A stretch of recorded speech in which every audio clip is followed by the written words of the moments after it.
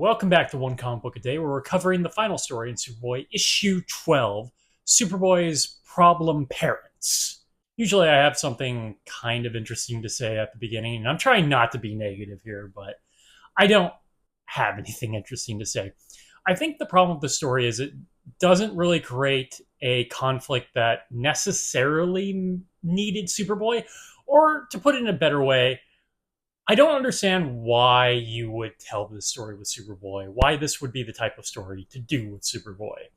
Clark's parents, Jonathan and Marthy, that was the spelling they went with in one of these. I don't think she has been properly called Martha yet. She has had other names, like Mary, but she is not Martha per se yet. Jonathan, of course, has had other names. Something like Zeke in that one Superman story when he went back in time and saw his father as a child and met his grandfather. But their names aren't like hard, fast set as Jonathan and Martha. This game show will pay for a new wing to the Smallville's hospital if they complete a simple task. For a day, Jonathan has to do Martha's work, and Marthy has to do Jonathan's work. Marthy in the general store and Jonathan being a housemaker. Simple as that. Now, let's think about this for a second.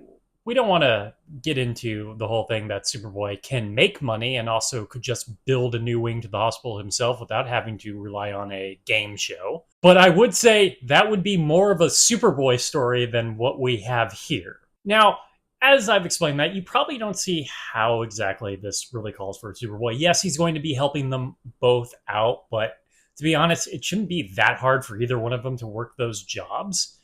And I'm kind of unclear how badly they have to do with that. So if he doesn't make a cake properly, do they fail? I mean, I can bake a cake, but sometimes things just go wrong. And this is actually not exactly what is focused on. It's never about his mother working at the general store, funny enough. Apparently, they didn't find that at all interesting. Jonathan, a little bit more. There is a part where he has to wear a woman's dress and be part of a fashion show that Superboy has to save his respect for. That was less interesting than baking a cake and the water flowing through, but it was a funny image, especially how much Jonathan really didn't want to do it. Martha, on the other hand, gets involved in a baseball game, a Little League baseball game, and a horseshoe competition because the guy wants to challenge Jonathan. It's such a weird decision, this horseshoe competition, because what does that have to do with Jonathan's everyday life? He runs the general store. They couldn't come up with things for her to do in the general store. I think we've already even lost the idea of the comic that we have to come up with even more ridiculous things for Martha to do. I'm saying that we should have figured something else out because they seem disinterested in their own concept. And that's the thing, because okay, so Superboy's going to have to help out, but a lot of this is small stakes, and small stakes in ways that, how is Superboy going to help out exactly? I mean, Clark could probably just help out without using powers and everything would be fine. So, shoehorned into the story is two criminals who are trying to screw things up. Now, this feels like they admittedly didn't understand how to tell this story, and they had to figure out ways to create conflict to get Superboy in here. But to be fair, in the Superman books, Cthulhu could come down and they'd still find a way to shoehorn some criminals for him to fight in the middle of all of it. The writers have an issue. There's got to be criminals in there, or else why in God's sakes would we want to just watch him punch Cthulhu? I'm just creating a theoretical Superboy story that I'm much more interested in at this point. Even one where the criminals are just shoehorned in there. I want to see what they're doing while Cthulhu is driving everyone insane. Or eating and destroying a city.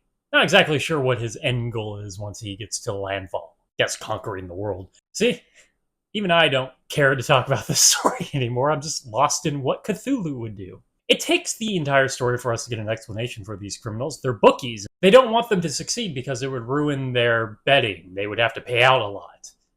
Okay?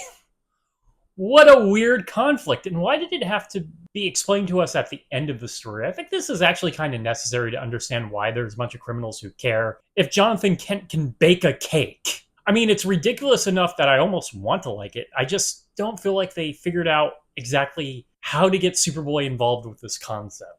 Because they created a weak concept that's fine on its head, but I don't think it's a Superboy story. We had to go a little bit bigger with exactly what the conflict was, even if it's a low-stakes story. Okay, that is it from Superboy issue 12 and the final story, Superboy's Problem Parents. If you enjoyed this video, please like and subscribe, hit the bell icon to get notifications when a new video goes up.